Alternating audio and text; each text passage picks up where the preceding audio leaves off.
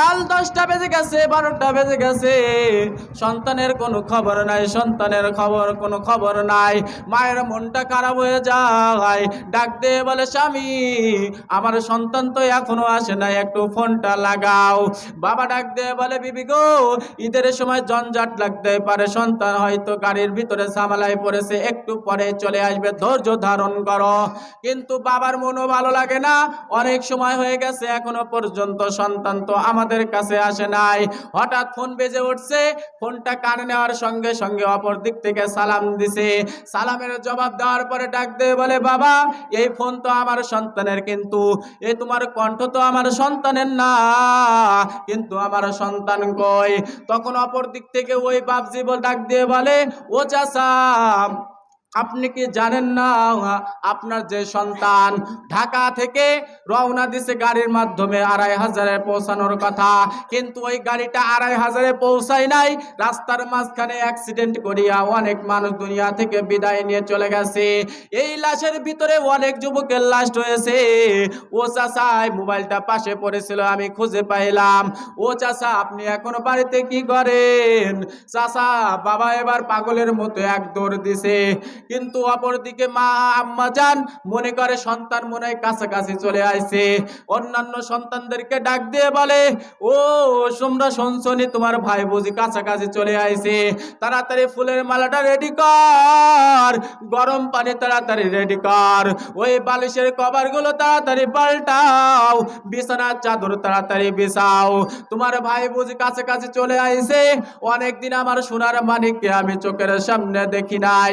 আহারে কত আয়োজন করে বাবা, হঠাৎ স্কটে গিয়া দেখে অনেক মানুষের লাশ, এক এক করে পর্দা সরাই, এক এক করে কাপড় গুঁড়ো সরাই, কিন্তু তার মনের ভিতরে কৌতূহল জাগে, আর কাপড় সরাই আর কৌতূহল জাগে আমার সন্তান কয়।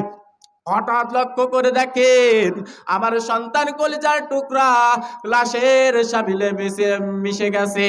হঠাৎ লক্ষ্য করে ওই সন্তানের লাশটা বুকের সঙ্গে নিয়ে ডাক দেয়া বলে সন্তান ও সন্তান 4টা বছর অপেক্ষা করেছি তোর মুখ থেকে বাবা ডাক শোনার জন্য, কিন্তু আজকে তোর মোবাইলটা আমাদের কাছে পৌঁছালো, তোর দেহটাও আমরা পাইলাম, কিন্তু তোর জিন্দা মুক্ত আমি দেখতে পাইলাম না। আমি হয়তো পুরুষ মানুষ নিজের সামলাইতে পারবো, কিন্তু তোর মায়ের কাছে কি জবাব দেব বল? তোর মা তোর মুখ পানে চেয়ে আছে, পথের দিকে চেয়ে আছে, কখন আমার কলিজার টুকরা আসবে, কখন আমাকে এসিয়া মা বইলা ডাক দিবে।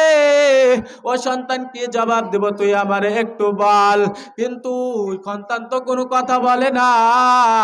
ওই সন্তানের লাশটা বুকের ভিতরে নিয়া ডাক দেয়া বলে সন্তান যেই দিন তুই আমাদের দুনিয়া আমাদের কাছ থেকে বিদেশে চলে গেলি, যাওয়ার সময় তোর মা একটা রাত্র ঘুমায় নাই, শুধু তোর জন্য কান্না করেছে, তোর জন্য কান্না করেছে।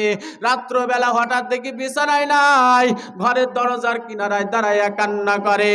ও সন্তান তোর পাঠানো টাকা দিয়া ঈদের নামাজ আমরা পড়েছি, কত দামি দামি কাপড় পরলাম, তোর ভাইজানের কাপড় কিনলাম, তোর বোনের জন্য জামাও কিনলাম, তোর আম্মা জানের জন্য দামি দামি শাড়ি কিনলাম, শাড়ি কিনিয়া খাটের উপরে রাখলাম।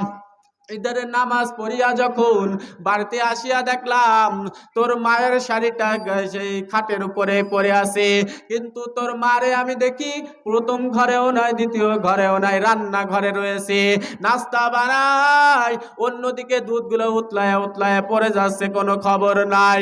ডাক দিয়া বলে বিবি তুমি কেন কান্না করো?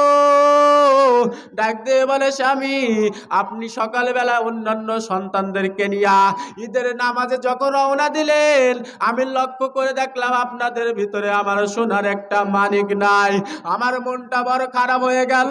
আমি সঙ্গে সঙ্গে ফোন দিলাম, ফোনটা ধরিয়া সন্তান আমার ডাক দেয়া বলে মাগো নাস্তা বানাইছি, নাস্তা খাইছি, ছুটিতে আসি, বন্ধুদের সঙ্গে ঘোরাঘুরি করতেছি, কিন্তু মায়ের মন। মা ডাক দেয়া বলে সন্তান মায়ের মনটা খুশি করার জন্য কত ধরনের বাহানা নাই করলি, কিন্তু তোর পাঠানো টাকা দিয়া তোর বাবা নতুন নতুন জামা কিনছে, তোর ভাইও জামা কিনছে, তোর বোনও জামা কিনছে, তোর কত আইটেম আমার জন্য কত সুন্দর সুন্দর দামি দামি গহনা কিনে আনছে, কিন্তু বাবা বল তোর কানের গোড়ায় কেন আমি হাতুড়ির শব্দ শুনতে পাই? তখন ডাক দিয়ে বলে, মাগো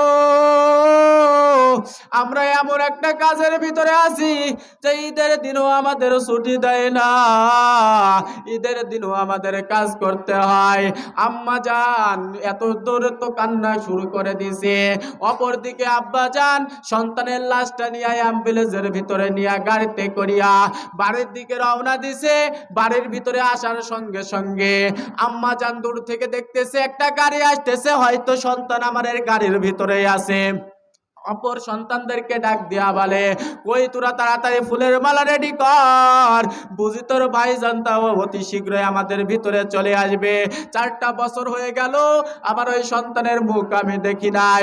যখন উঠানের ভিতরে ওই অ্যাম্বুলেন্সের গাড়িটা চলে আসলো, আসার সঙ্গে সঙ্গে আম্মা জান ডাক দিয়া বলে, এই মরণ গাড়ি কেন আমার ঘরে? কার কপালটা পড়ে গেল? যখন অ্যাম্বুলেন্সের দরজাটা খুললো, খোলার সঙ্গে সঙ্গে আম্মা জান লক্ষ্য করে দেখে আমার কলিজার টুকরা লাশের মিছিলের সাবির। ডাক দিয়ে বলে, সন্তান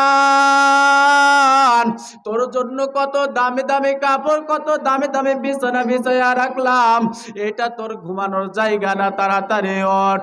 কিন্তু এমন ঘুম ঘুমাইছে সন্তান আর ওঠে না। বোন ডাক দিয়ে বলে, ভাই গো তোর জন্য আমি ফুলের মালা রেডি করে রাখছি, তো তাড়াতাড়ি ওঠ, তোরে একটু ফুলের মালা পরাইব। ভাইজান ডাক দিয়ে বলে, ভাই গে একটু ওঠ, তোর জন্য গরম পানি রেডি করে রাখছি, ঘুমাইব, তোরে সুন্দর করে গোসল করাইব। আম্মা জান ডাক দিয়ে বলে, বাবা রে, ও বাবা আজকে যে তোর জীবনে শেষ গোসল হয়ে যাবে তা তো আমি বুঝি নাই। এ যুবক আল্লাহর গোলাম, দুনিয়াটা কিছুই নয়, দুনিয়াটা কয়েকদিনের জন্য, দুনিয়াটা চিরদিনের জন্য না। আর কত বাহাদুরি করবা? এই যে রমজান মাস আমরা পেয়েছি, এমনও তো হতে পারে সামনের বছরে রমজান মাস আমরা নাও পেতে পারি। হয়তো আজকে আমরা রোজায় আছি, ইফতারের সময় আমরা নাও থাকতে পারি। এমনও তো হতে পারে আজকে আমার আপনার জীবনের শেষ রোজাও হয়ে যেতে পারে। এই জন্য